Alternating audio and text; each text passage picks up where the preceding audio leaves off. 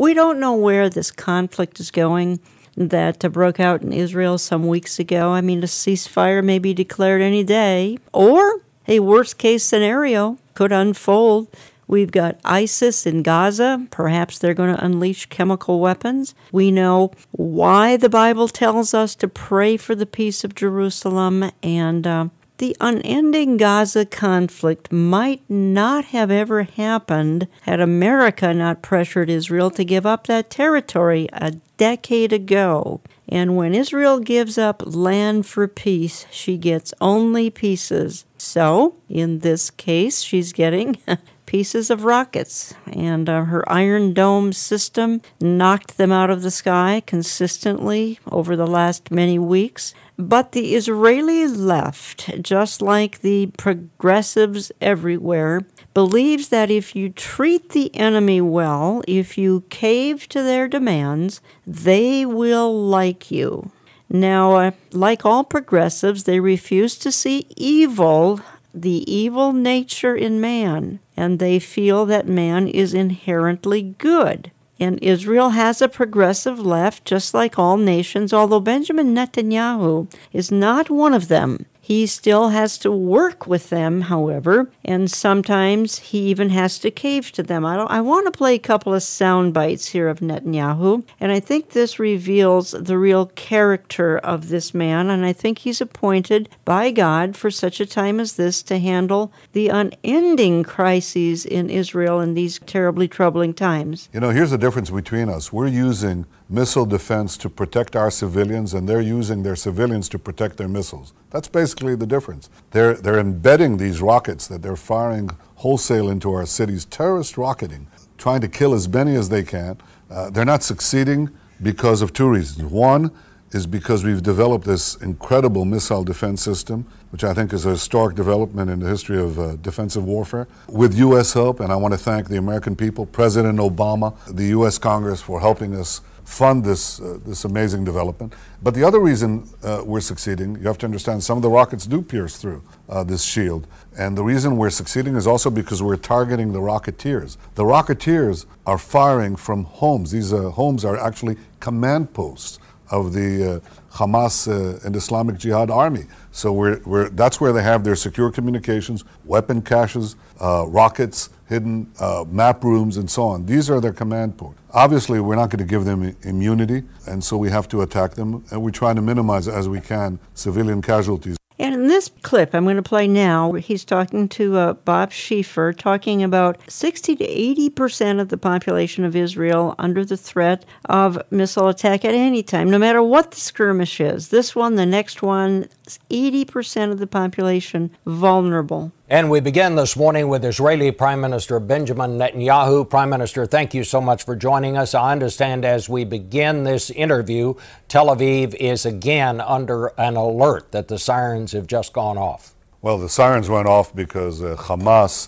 have fired rockets on Israel's major city. They're firing rockets at all our cities. I want your audience to imagine what it would be like if all the cities of the United States, I'm not just talking about New York and Washington, I'm talking about all the cities of the United States, from the East Coast to Colorado, 80% of your population would be in bomb shelters with a minute to a minute and a half red alert warning time to get into those shelters.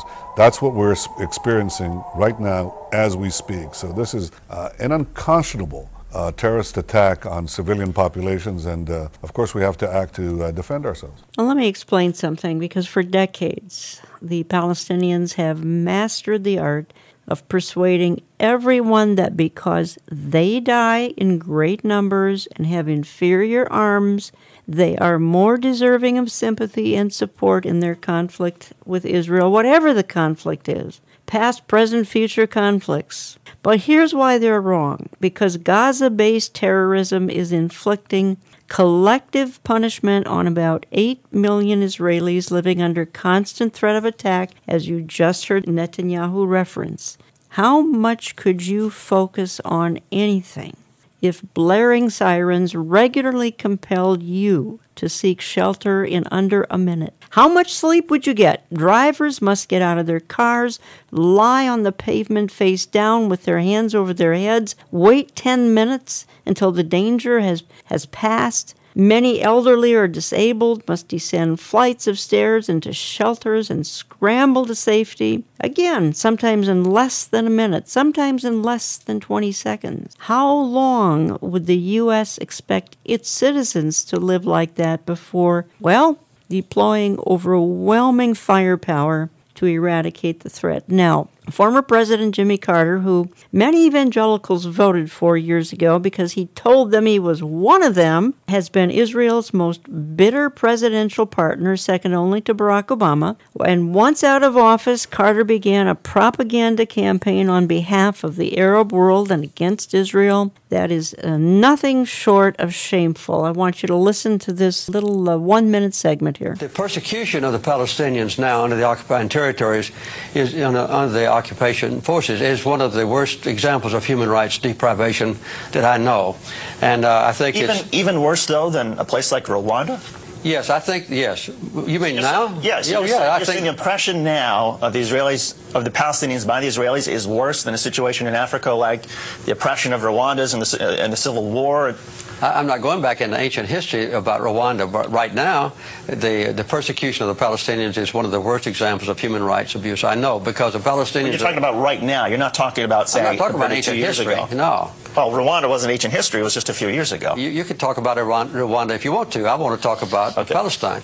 What is being done to the Palestinians now is horrendous in their own territory by the occupying powers, which is Israel. They've taken away all the basic human rights of the Palestinians, as was done in South Africa against the blacks. Well, let me tell you what the Israeli Defense Forces have done in the most current conflict in Gaza anyway, which makes some of the statements by former President Jimmy Carter nothing but a lying, slanderous campaign, a smear campaign. As a matter of fact, the Israelis are taking care of Syrians who are injured in the Syrian conflict. She treats Palestinians on a daily basis in her hospitals. But the Israeli Defense Forces have done incredible things in recent skirmishes, including the most recent one, to avoid the loss of innocent life. Before targeting any area, they drop leaflets. The leaflets are in Arabic, and they warn the citizens of a number of things. If they live near a Hamas smuggling or terror tunnel, they are warned to leave immediately because the tunnel will be a target of a strike.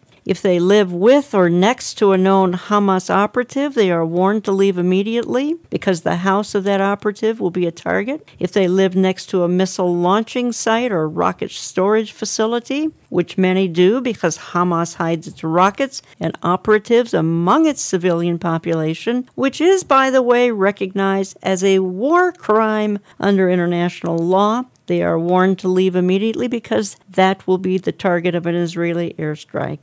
Now get this, they have an entire unit whose sole purpose is to call Gazans on their cell phones, they have their numbers, and warn them in Arabic to leave immediately because we are about to attack that particular house, tunnel, etc. And what does Hamas do? Do they have a civil defense unit standing by ready to evacuate their people before an impending Israeli airstrike? No! They tell their people to stay in their houses, to become a human shield, to protect their so-called fighter who hides behind his own wife and children or their weapons, for which they are prepared to sacrifice their own people to have a few more rounds to fire off at Jewish civilians.